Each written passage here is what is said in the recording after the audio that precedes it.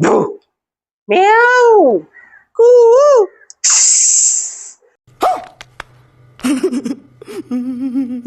Hello दोस्तों, आप ये देख रहे हैं कि ये मैंने अभी जो साउंड निकाला है ये वास्तव में है क्या? क्या इसका कोई रिलेशन हमारे स्टडी से है, क्या किसी टॉपिक से है? तो आइए चलते हैं और देखते हैं कि ये जो मैंने साउंड अलग अलग तरीके से निकाला हम इसको कैसे पहचानेंगे। हेलो एवरीवन, एक बार फिर से आपका W365D पे हार्दिक अभिनंदन है। मैं अजीत कुमार आपका तहे दिल से स्वागत करता हूं। आई होप कि आप सभी लोग अच्छे होंगे, दिल लगा के पढ़ाई कर रहे होंगे और मैं भी स्वस्थ हूं। और इसी के साथ हम क्या करते हैं, आज के टॉपिक की शुरुआत करते हैं। हमारे स्टूडेंट, जो अभी मैंने डिफरेंट टाइप का मैंने आपको वॉइस निकाला ना, आप ये सोच रहे होंगे कि सर वास्तव में ये है क्या? क्या हमें अपने पढ़ते समय, क्या हमें कभी अपने पोयम में या फिर कभी हमें इंग्लिश ग्रामर में ऐसे शब्दों का हमें क्या कभी सुनने को दोबारा मिलेगा? यस माय स्टूडेंट, ये आपके एजुकेशन से रिलेटेड है और बहुत ही सीरियस टॉपिक है जो आपके एग्जाम में दिलाने वाला है आपको 2 से 3 नंबर। और कहीं ना कहीं जो आपके एग्जामिनर और आपके बोर्ड एग्जाम जो पेपर स्टेट करते हैं उसमें फिगर ऑफ स्पीच का एक टॉपिक है जिसका नाम है ओनोमैटोपिया। ओनोमैटोपिया जिसकी हिंदी है ध्वनि सूचक, जो आपके एग्जाम में बार बार पूछता है और बच्चों को रुलाता है कि यार ओनोमैटोपिया है क्या। अब नहीं करेगा ये परेशान आपको, बस मेरे साथ 3 से 4 मिनट यहाँ पे बस जुड़े रहिए और देखिए आपको मजा आ जाएगा। अब यहाँ देखिए भाई स्टूडेंट, जो मैंने यहाँ पे लिखा है कि ओनोमैटोपिया होता है क्या, इसकी डिफिनीशन क्या है, बहुत इजी, मात्र 3 से 4-5 मिनट में हम लोग क्या करेंगे, इस कॉन्सेप्ट को धुआं कर देंगे। बस मेरे साथ यहाँ पे बने रहिएगा। यहाँ पे देखते हैं भाई स्टूडेंट, जो इसका कॉन्सेप्ट है वो एक्चुअल में है क्या। यहाँ पे ओनोमैटोपिया का मतलब है in the figure of speech the sound suggest the sense और मीनिंग। जो साउंड क्या करता है, जो सजेस्ट करेगा, आप उसके सेंस और मीनिंग के अकॉर्डिंग आपको क्या करना है, आपको ये डिफाइन करना है कि ओनोमैटोपिया है कि नहीं है। वो कैसे माय स्टूडेंट, ये थोड़ा सा आपको जो मैंने डिफिनीशन लिखा है आपके एग्जाम में बस आप इतना ही लिखेंगे, लेकिन जो भी मैं एक्सप्लेन करूंगा आप उसको भी चाहे तो ऐड कर सकते हैं। देखिए कैसे, यहाँ पे है in the figure of speech the sound suggest the sense और मीनिंग। कहने का मतलब माय स्टूडेंट कि इस फिगर ऑफ स्पीच में, यानी कि ध्वनि सूचक जिसका नाम ही है, मैं यहाँ पे थोड़ा सा यूपी बोर्ड वाले भी बच्चे हमारे साथ होते हैं तो उनके लिए भी मैं यहाँ पे थोड़ा सा यहाँ पे बता रहा हूँ, ठीक है। थोड़ा हिंदी में लिख के ध्यान देंगे। यहाँ पे जो ध्वनि सूचक यानी कि बात की जाएगी, यानी कि जब भी किसी वस्तु की बात की जाएगी, और सीबीएसई बोर्ड वाले ये ध्यान देंगे, ठीक है, इंग्लिश में डिफिनीशन ध्यान देंगे, यूपी बोर्ड वाले यहाँ पे देखेंगे और ये इंग्लिश हिंदी दोनों समझेंगे। किसी भी वस्तु की अगर बात की जाएगी, यहाँ पे ध्यान समझिएगा, किसी भी वस्तु की बात की जाएगी या फिर जानवर की बात की जाएगी, और किसी भी वस्तु और जानवर के जैसे ही आप क्या करेंगे माय स्टूडेंट, साउंड्स की बात करेंगे। जैसे आप क्या करेंगे, इनके साउंड्स की बात करेंगे, इनके ध्वनि की बात करेंगे। अगर ऐसा फील आपको किसी भी सेंटेंस में मिलता है तो आप वहां पे लॉक करोगे ओनोमैटोपिया। यहाँ पे फिगर ऑफ स्पीच आपका है। नहीं समझ में आया?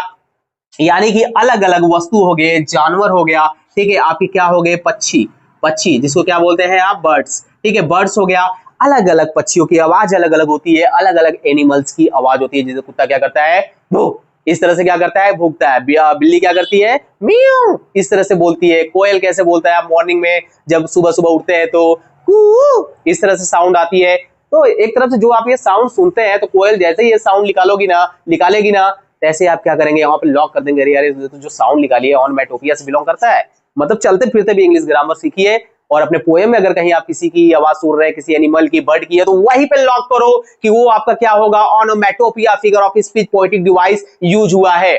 मजा आ रहा है? अगर मजा आ रहा है मेरे स्टूडेंट तो आप क्या करिए, कॉन्सेप्ट को शेयर करिए उन स्टूडेंट के बीच में जो वास्तव में पढ़ना चाहते हैं, जिनको नहीं आती है और बस ओरली एक टीचर के द्वारा पढ़ा दिया जाता है। यहाँ पे आइए, यहाँ पे विद प्रैक्टिकल पढ़िए, आपको मजा आ जाएगा। कहने का मतलब है कि ओनोमैटोपिया में जब किसी वस्तु के अलग अलग, कोई वस्तु हो गया, एनिमल्स हो गया, अलग अलग पक्षियों की जो आवाजें साउंड होती है, अगर उसका आपका सेंस किसी भी सेंटेंस में देखने को मिलता है या फिर किसी पोएम में आपको ऐसे आपको फील होता है साउंड की, तो वहां पे आपका ओनोमैटोपिया होगा। बस इतना माइंड में मेरे लॉक करो, बाकी कोई कॉन्सेप्ट ही नहीं माय स्टूडेंट। बस मैं तो आपके एक्सप्लेनेशन के लिए आपके सामने में यहाँ पे आ गया था। देखिए जैसे यहाँ पे एग्जाम्पल देखिए, बीज, हिम, ठीक है, हम होता है हमारे स्टूडेंट, यहाँ पे हिम नहीं होता है। यहाँ बीज हम क्या करती है, हम का मतलब होता है भिनभिनाना। जो मधुमक्खियां होती है वो क्या करती है, भिनभिनाती है, हम, इस तरह से साउंड होता है। यानी कि एक साथ लिख लेंगी, और कैसे करती हुई लिख लेंगी, हम करती हुई लिख लेंगी। तो वहां पे आप लॉक करेंगे। अगर कहीं भी आप देखिएगा कि अगर यहाँ पे जो ये आपका क्या है, इंसेक्ट के अंतर्गत आता है बीज, ठीक है, आगे क्या करती है, हम करती है।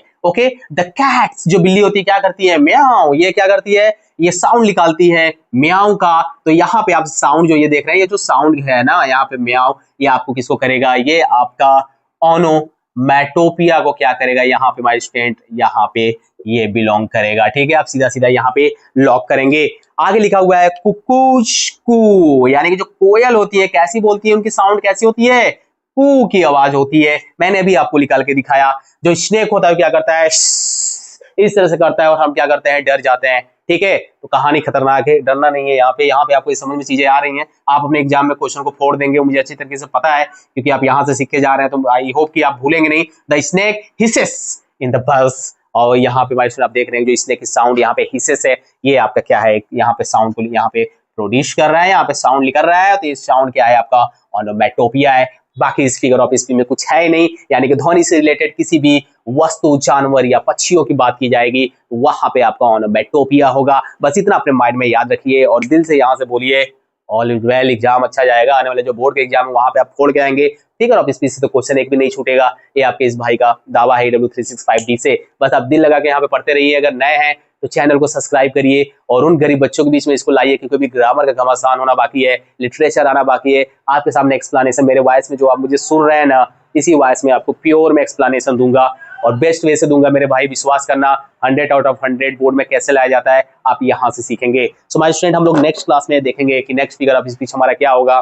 तब तक आप दिल लगा के पढ़ते रहिएगा और इस कॉन्सेप्ट को अच्छे से एक बार देख लीजिए। आप इसको नोट्स अच्छे से बना लीजिएगा, प्रैक्टिस कर लीजिएगा। मिलेंगे नेक्स्ट क्लास में। All the best.